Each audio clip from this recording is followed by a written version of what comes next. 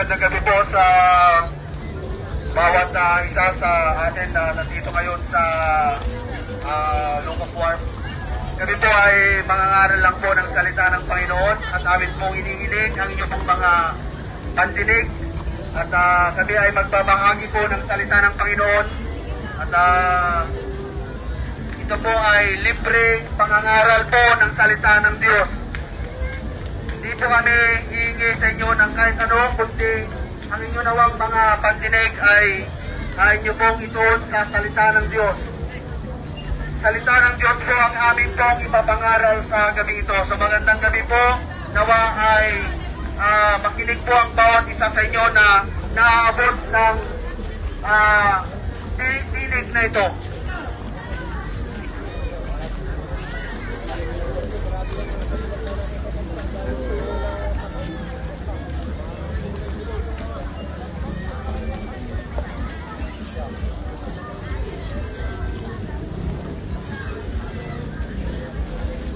Magandang gabi po sa ating lahat.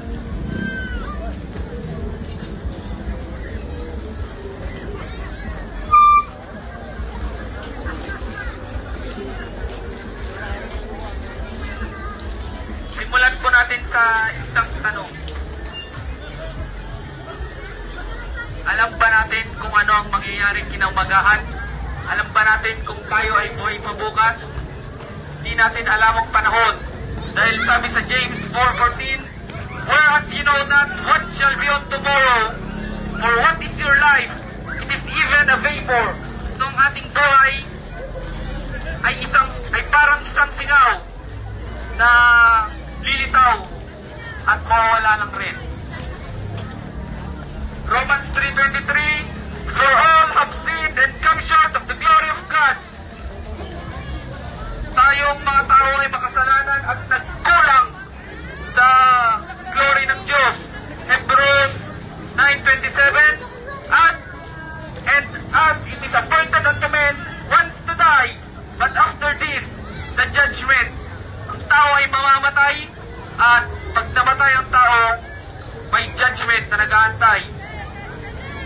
Romans 6:23, for the wages of sin is death, but the gift of God is eternal life through Jesus Christ our Lord. Sabi po doon ay, for the wages of sin is death. Ang kabayaran sa kasalanan ay kamatayan.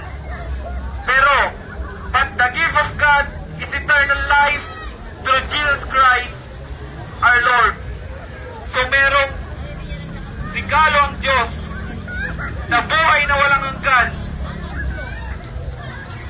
para sa atin through Jesus Christ our Lord. Romans 5:8, but God commended His love toward us in that while we were yet sinners, Christ died for us.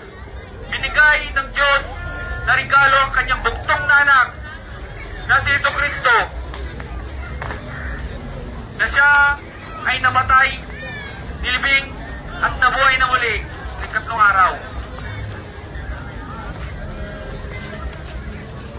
First Timothy 1:15, this is a faithful saying and worthy of all acceptation that Christ Jesus came into the world to save sinners.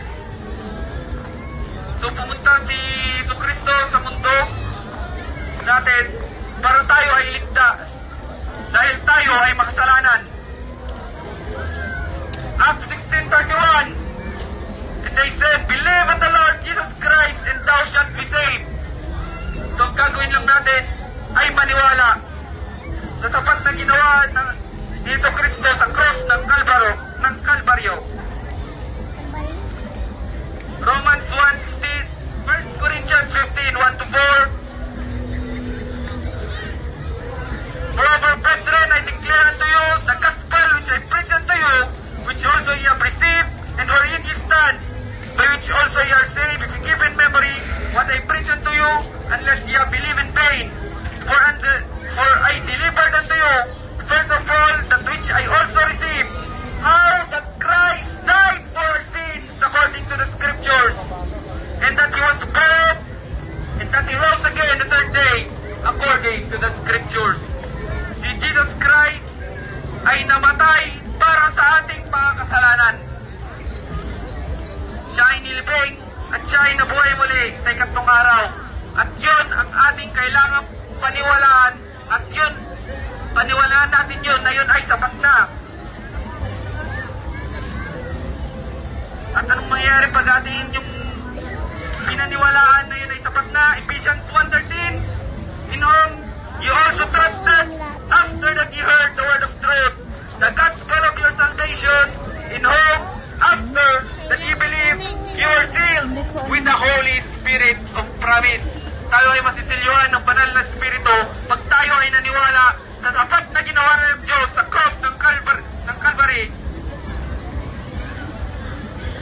At yun ang gift ng Diyos para sa atin. Katulad ng tanong kanina, alam ba natin kung ano ang meron sa kinabukasan?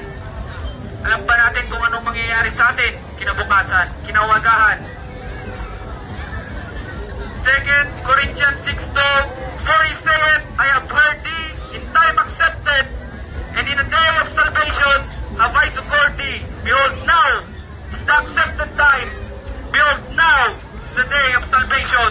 Ngayon na mismo dahil hindi natin alam kung anong kinaumagahan, hindi natin alam kung anong mangyayari sa atin bukas. Acts 16:31, believe on the Lord Jesus Christ and thou shalt be saved. Maraming